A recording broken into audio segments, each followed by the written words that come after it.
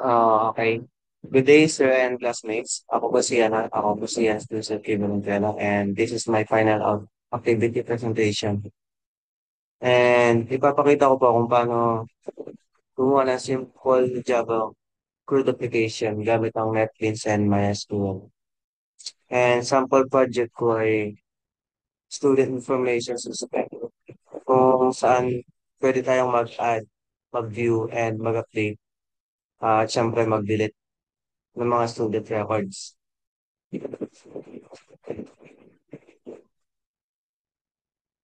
And ito po yung mga tools na ginamit sa system ko, which is the NetBeans IDE for Java Program and GUI or Graphical User Interface. And Java Swing para naman sa interface buttons, which is the buttons in words of tables. MySQL Workbench para sa database. MySQL Connector para mag-connect ang Java and SQL or it simples Java sa MySQL. JDBC para sa para mag-execute ng SQL queries. Ito po yung mga tools na kailangan para mabuo yung Java-based code application.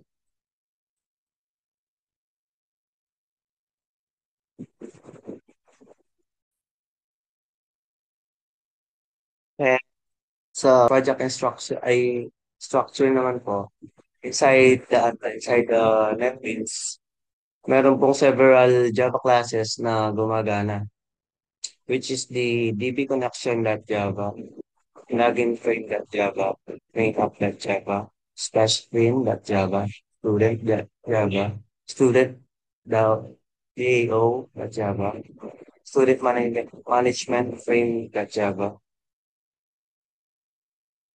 wizard.java, wizard.dao.java, Java, DB, SQL.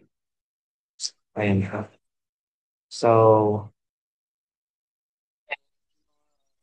section po ng project structure is DB connection para sa database connection.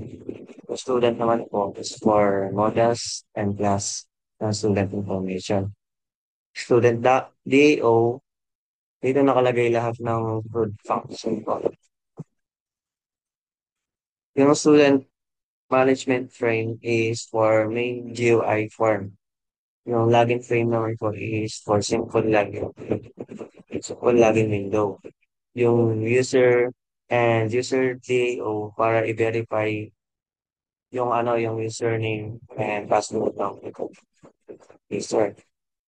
JavaDB.SQL, ito yung SQL file para i-set up ang database.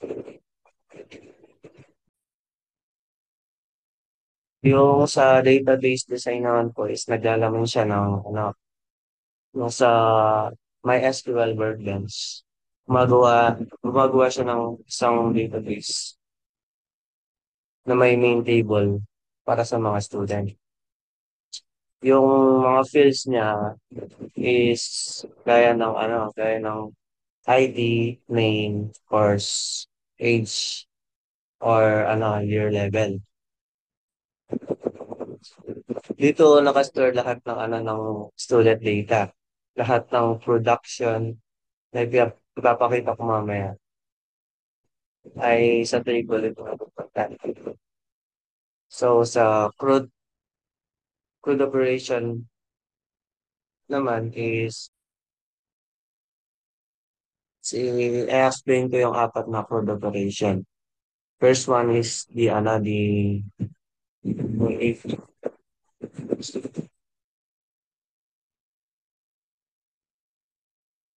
create or add student. Ito siya, dito. And then, yung add student naman or yung create, is pag nag-enter ng name yung ano, yung user, course, yung course at age niya, tapos i-click niya yung add.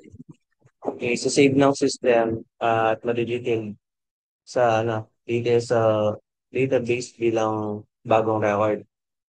Yung update is pag pinili na yung ano, yung isang record, tapos i-edit niya. Then, i-click niya yung update para mapalitan yung system, ano, yung data ng student sa database. Kung sa, ano naman, delete to, or delete, ito siya. So, yung delete naman is, pag clinic yung delete, hanapin ng system yung, ano, yung base record na clinic mo sa, ano, sa screen, kaya sa database mo, is tatanggalin niya ng permanently. And for the user interface naman or GUI demo is bibidyo ko na lang kasi hindi siya nakikita sa screen record ng Zoom.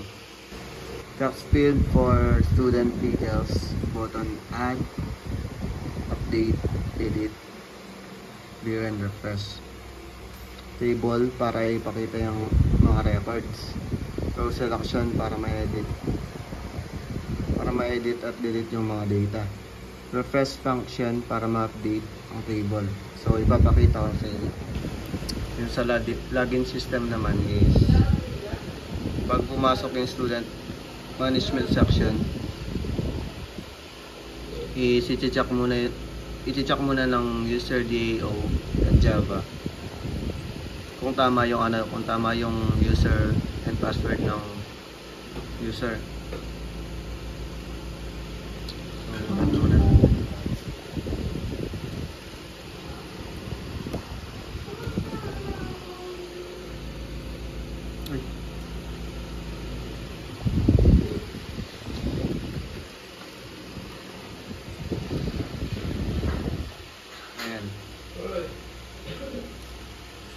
Ayan, proceed naman tayo sa ano, type system demo. Yung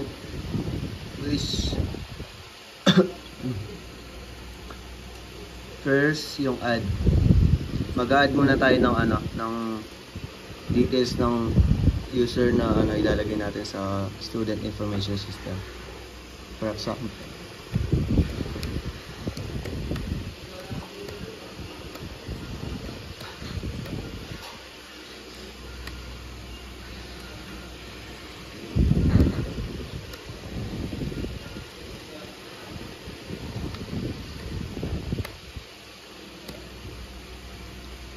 add.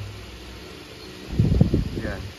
So malalagay na yung output dito. ID, name, course, year, and age. So sa view naman is makikita mo mga record dito sa mga ilagay mong output.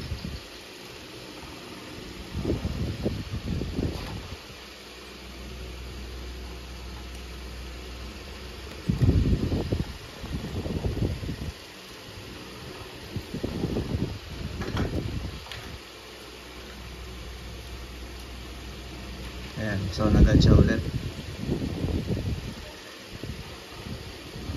And then yung sa update naman is makiklik ka ng isang output and then papalitan mo to. For example, this one. Venezuela. Lagay natin. Meron pa.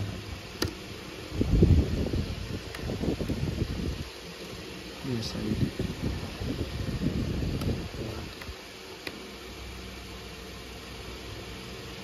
update natin. So yung Hans Valenzuela is napalitan na siya ng ng Jared Paat.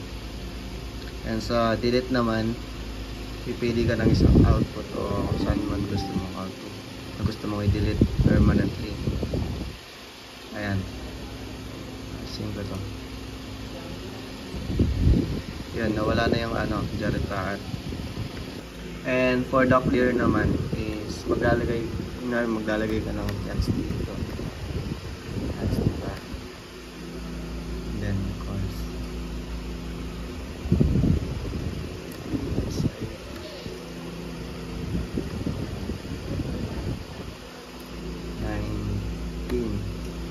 And then clear mo to para mawala tong mga nasa text field.